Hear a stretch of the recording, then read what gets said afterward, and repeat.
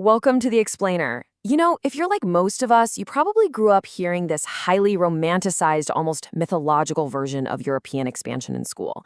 This grand story of absolute European invincibility.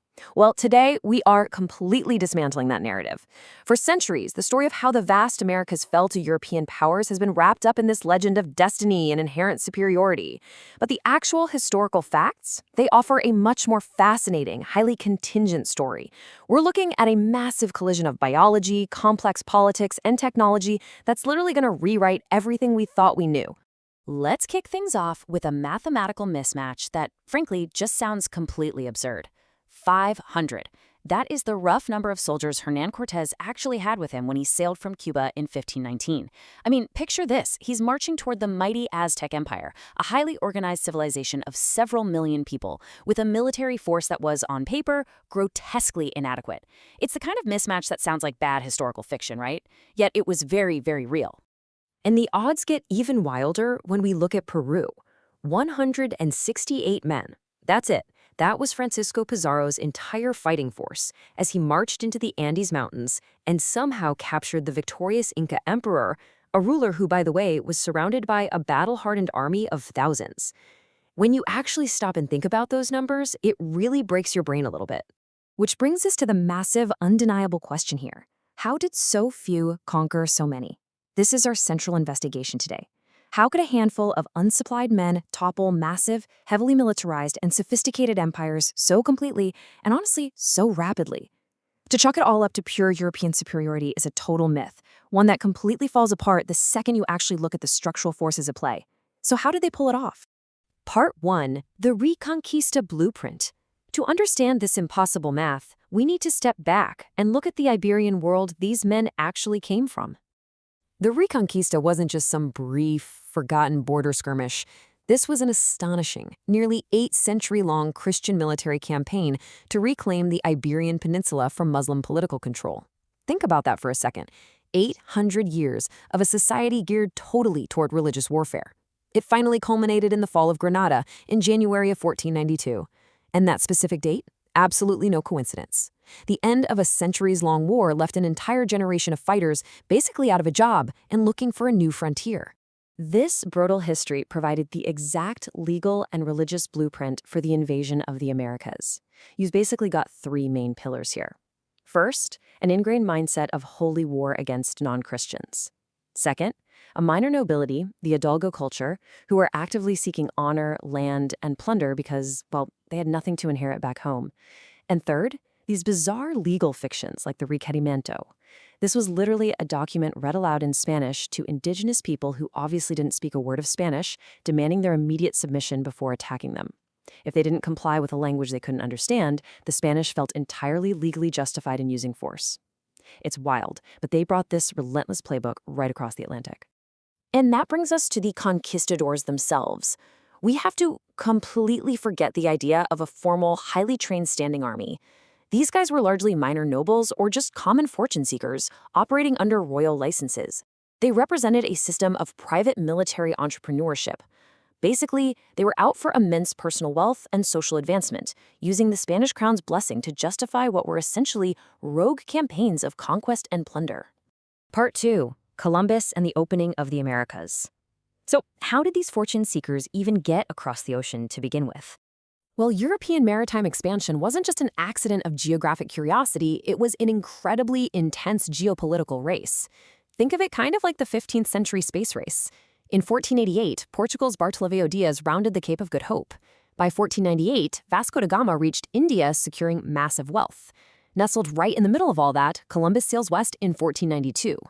His voyage wasn't about proving the Earth was round, everyone already knew that. It was a direct, panicked response to Portugal's rapid monopoly on the African coastline. Spain needed a different route to the riches of Asia, and they needed it fast. The result of this bitter rivalry was the Treaty of Tordesillas in 1494. With a literal stroke of a pen, Pope Alexander VI did something unbelievably audacious. He simply divided the entire non-European world strictly between these two Catholic powers. Portugal got jurisdiction over Brazil and the highly lucrative trade routes of Africa and Asia, while Spain claimed the vast remainder of the Americas. The global stage was officially set for a massive land grab. Part 3. Deconstructing the Aztec Fall. Let's investigate our first major historical mystery, Cortés in Mexico between 1519 and 1521. So Cortés didn't win through sheer invincibility or divine providence. He actually relied on a catastrophic convergence of 4 distinct factors. First up, massive indigenous alliances. The Aztec Triple Alliance had made plenty of bitter enemies over the years, and groups like the Tlaxcalans happily supplied tens of thousands of warriors to fight alongside the Spanish. Second, epidemic disease. A devastating smallpox outbreak in 1520 ravaged the incredibly dense urban population, even killing the emperor. Third, military technology. Steel weapons, primitive firearms, charging horses, and brutal war dogs provided a genuine shock advantage. And fourth, initial religious frameworks created a brief but absolutely crucial window of uncertainty about how to categorize these strange newcomers. So why do we usually hear this neat, tidy story of singular European heroism? Simple, incredible PR. Historians routinely describe Cortés's official letters to the Spanish crown as a total masterclass in self-promotion.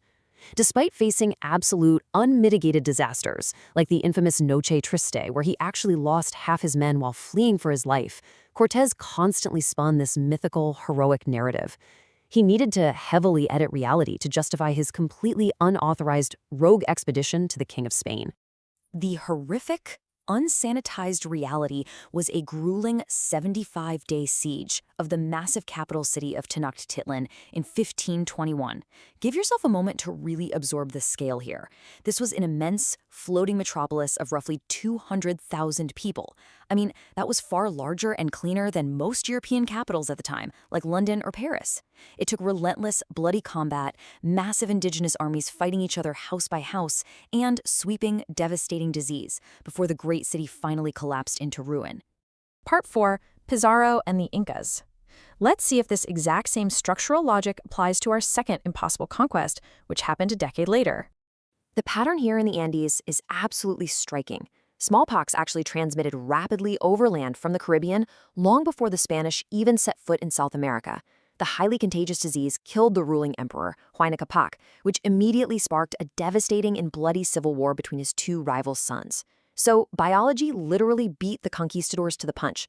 By the time Pizarro arrived with his measly 168 men, the once unbeatable state was already severely fractured and bleeding out.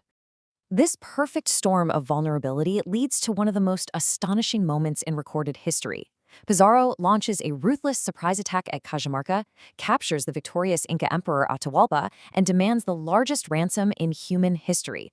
We're talking about a massive physical room filled entirely to the ceiling with pure gold and silver. But despite this staggering, mind-boggling payment being fully delivered by the Inca people, the Spanish executed the emperor anyway in 1533, permanently breaking the already fragile, leaderless state. Part 5. The structural logic of conquest. Let's synthesize exactly what we've learned today. The Spanish conquests were decidedly not achieved by sheer military superiority, inherent genius, or some sort of divine right. These events succeeded only because of a catastrophic convergence of structural vulnerabilities. Biology fundamentally decimated populations beforehand, completely hollowing out resistance. Politics, along with bitter internal civil wars, handed the Spanish massive, indispensable indigenous alliances, without which, honestly, they would have been instantly wiped out. Ideology provided the absolute legal and moral justification to subjugate, and technology gave them a critical, but absolutely not singular, edge on the battlefield. Which leaves us with a lingering, pretty profound question. If devastating epidemic disease hadn't secretly paved the way before they even arrived, would the conquistadors be remembered as world-altering conquerors, or merely minor tragic footnotes in indigenous history? I'll leave you to ponder how utterly different our modern world map would look today if just one of those structural factors had been missing. Thanks for joining me on this explainer, and keep questioning the history you think you know.